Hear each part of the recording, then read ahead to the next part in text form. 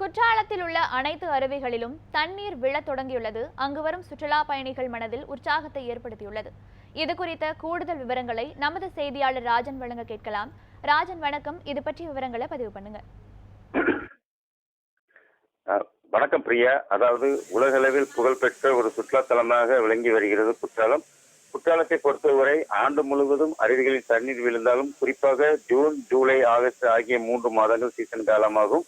இந்த காலங்களில் நாடெங்கிலும் இருந்து லட்சக்கணக்கான சுற்றுலா பயணிகள் இங்கு உள்ள ஐந்தருவி, மெயினருவி, பழைய குற்றாலம், புலியருவி, சிற்றருவி உள்ளிட்ட அனைத்து அருவிகளிலும் இங்கு வந்து அந்த அருவிகளில் புனித நீராடி இயற்கை அழகை ரசித்தவாறு செல்வார்கள்.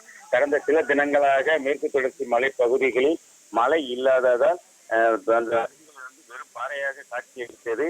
இந்த நிலையில் தென்காசி மாவட்டத்தில் கடந்த சில தினங்களாக மாலை நேரங்களில் கோடை மழை என்பது கொட்டி தீர்த்து வருகிறது. இதன் காரணமாக நேற்று இரவு மேற்கு தொடர்ச்சி மலையிலும் இந்த மழையின் தாக்கம் என்பது அதிக அளவு இருந்ததால் குற்றாலத்தில் உள்ள பழைய குற்றாலம், ஐந்தருவி, மெயினருவி பகுதியில் தண்ணீர் விழ தொடங்கியது. இதனால் அதிகாலை முதலே சுற்றுலா பயணிகள் வருகை என்பது தொடர்ந்து அதிகரித்து வருகிறது. இந்த நிலையில் நள்ளிரவு முதலே சுற்றுலா பயணிகள் கூட்டம் என்பது அருவிக்கரை பகுதியில் அதிக அளவு காணப்படுகிறது.